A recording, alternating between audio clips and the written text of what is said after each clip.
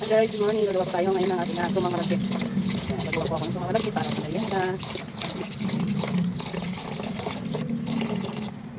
Ayan, hugasan ko lang muna siya guys. Pagkatapos, lagyan mo ito mamaya ng asin. Timplahan ko siya. Sibabat ko siya ng mga ingredients. Hindi na i-diretso sa asin. Pwede na siya i-diretso sa inyo. Hi guys, subukan natin magluto ng sumang malagkit. Ayan, sinain ko muna yung malagkit guys. Hindi talaga ako perfecto talaga gumawa ng sumang malagkit. Ako ano lang ito kalalabasan niya mamaya. Ayan, meron na ako dito nagawa. Ayan o. Ayan. Wala akong steamer pero gawa ko ng paraan mamaya kung paano ko siya lutuin kasi steam mo na lang to. Dahil naluto ko na yung malagkit. Ayan guys. Ayan, check out na lang po natin mamaya. Pagkatapos na maluto to. Salamat! Pang merienda mamayang hapon para makatipid. Ano makalanda? Hindi ako eksperto magluto ng ganito, mga kakanin. Ang ano ko lang dito sa kakanin. Yung ano, biko, yun lang.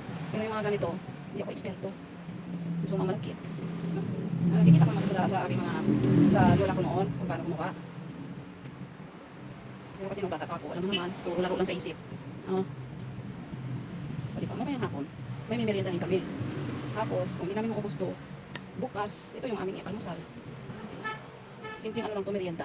Hindi ko kompleto to, hindi ko nga ito naluto sa gata eh. Binabad ko lang siya sa asin, sa luya, at saka sa, nilagyan ko ng konting vanilla. Diba? Ayan na guys, diba? Pagkano ganito sa yung tinitinda ng mga naglalako, 10 piso. Kasi meron akong malakit na nabili 1 kilo. Yung nagulan-ulan, ay bumili ako 1 kilo, ginawa ko, nagtsakulado ako, nagtaros kaldo ako, kasi masarap yung ganun pag ulan-ulan. Parang hindi naubos.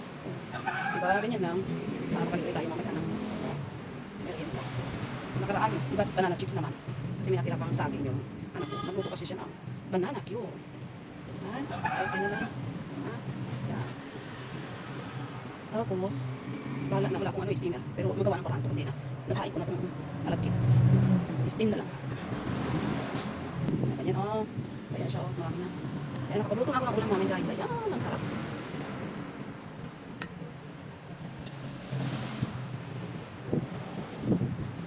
Ganyan lang guys. Para maka-save tayo ng pamerienda mamayang hapon. Tapos may i-ano mo lang mamaya sa kape. Kahit na wala ka nang ilalagay na dito. Na suka. Yung iba kasi okay. Gusto nila yung normal lang. Lasa. Lagyan ko ng asin. Tsaka luya. Tapos pinabad ko lang siya ng 30 minutes. 30 minutes. Yan ang may luya. Yan ang aking bunso. Hello ka muna. Paliligo lang. Pinapaliguan sila ni Papa. Ayun. Diba? Yung bibig ha, dyan lang. Nilagyan ko ito ng butter. Wala kasi akong margarine. Walang gata to guys. Hindi ko nilagyan ng gata. Wala kasi ako pang gata. Kasi kung kami lang nakakain, kami lang yung tatlo. Ayan. Kaya kasi marami akong naiisip na magagawa pag kami mga ingredients lang dyan. Kunti na lang. Yung dahon ng saging ko, ang ginawa ko dyan ay pinaano ko muna sa apoy, pinaininan ko ba para malambot yung dahon ng saging. Kasi kung matigas hindi mo siya mag-apoy, masisira. Hindi mo siya makanya nasisira. Ganyan lang. Libre na tayo mamaya sa merienda. Sarap-sarap na ng sumang malagkit. Sumang malagkit, kaya dyan. Pwede na lang sila mga katulan. Hindi namin maubos mamaya ako kasama para sa kape-kape. Kaya nakagusan mo bukas ay busog ka na.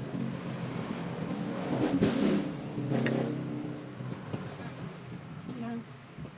Nabi ako nakasama ko sa inyo. Kung hindi ko turo, nabi ako. Dinobre ko. Gagawin. Meron na kaming sumang malagkit. Sumang malagkit kayo dyan. Pwede pa ito apat. Di ba tuloy apat pa ito? Hindi ka pwede nang lagkit kasi dyan.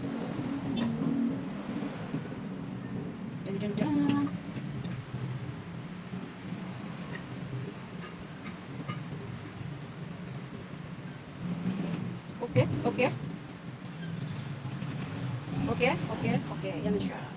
Ayan, may dalawa pa ito. Pwede pa ito dalawa. Pwede pa yung dalawa dyan. Sarap. Ay, nako, makakatuwa na. Diba? Ayan, sa suko lang yan. Okay. One last. One last. Ano na guys? One last na. Ubus na sa kaldero ko. Ay, kasaganda naman. Ganyan lang mga parangka. Paano makabitri? Ano ba ito? Hindi na ako makakalam. Ay, ganda naman na. Ganda. Guys. Lagyan natin. Mo? Lagyan nga. Lagyan natin. Lagyan natin. Ano ko? Hoy. Baka pa natin. Ito ko.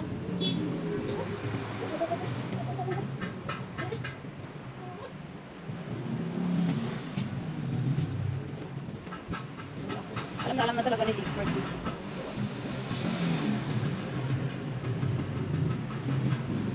Ay, teka po.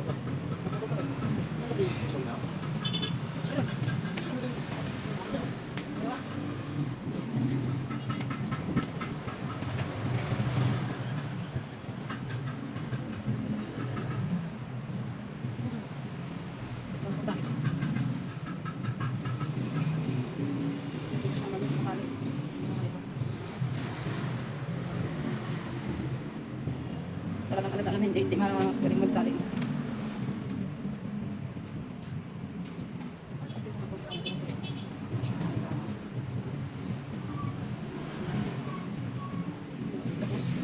Tapos. Kasi nag-iisa na lang siya. Ayun siya guys. Madali-dali. Pagalutin ko lang isa. Mag-isa.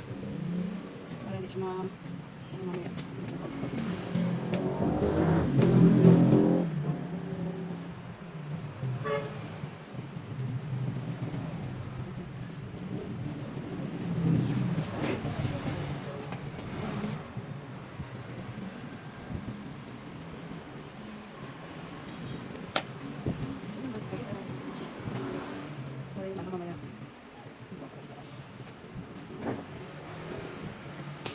Tapos, nakagawa ako ng paraan sa steamer ko. Yung kaldero ko, ayan na siya. Oh. Safety na siya. Ayan. Ayan siya guys. Tapos yung kaldero ko kanina, yan na lang din ang gagamitin ko. At pwede ko na lang tubig. Ayan, kasya-kasya. Hindi naman siya, may space sa baba. Ayan, pwede sa tubig. Ayan guys, oh. Hindi ko na siya ng tubig. Pakuluan. Ayan na guys. May tubig din sa loob. Pakuluan ko na lang ng 15 minutes. Diba? Tingnan na lang natin mamaya kung ano yung kanyang kalalabasan. Yan ang paraan ko. Yun ang mga nakita ko na pwede dito sa aking kusina gamitin na steamer. Ayan, para paraan lang, para makapagluto. And see you next may tingnan natin sunod natin video. Ang mga palangga, natali-tali ko na to. Natali-tali na siya. Tapos, ayun, makapagpapukulo na ako ng ating tubig. Patay ko na yung sunod. Ayan, kumulo na.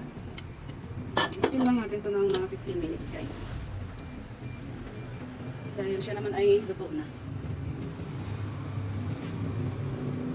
Hindi na mahirap.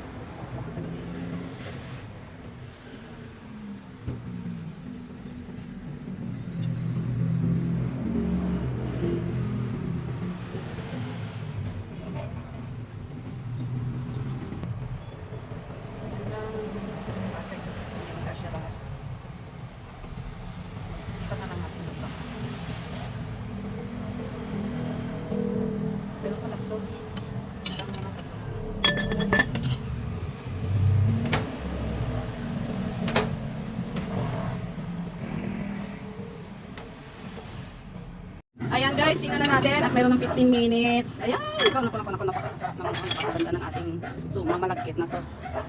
Tingnan natin. Ayan. Kasi 15 minutes lang po dahil ano naman ito. Luto mo. Alam niyo, hindi ako expert dito ha. Kapag luluto. Hindi ako expert. Ayan, trying hard. Cut.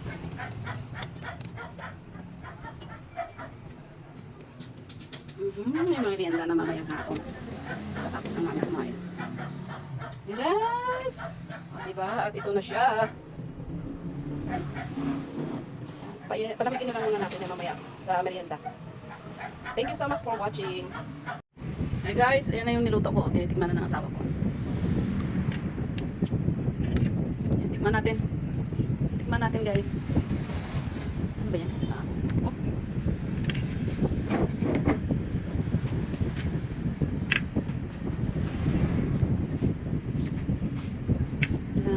May asukal dyan. Eh? Ano? Wow! Hindi ko na saan yung lasa. Pasado. Pasado tayo guys, pasado. Ito to, ano pa tumagal? Diba? Pag hindi namin maubos yan bukas, almasalin namin yan bukas. Pwede na, pwede na. Pwede na pag negosyo. Ayan, thank you.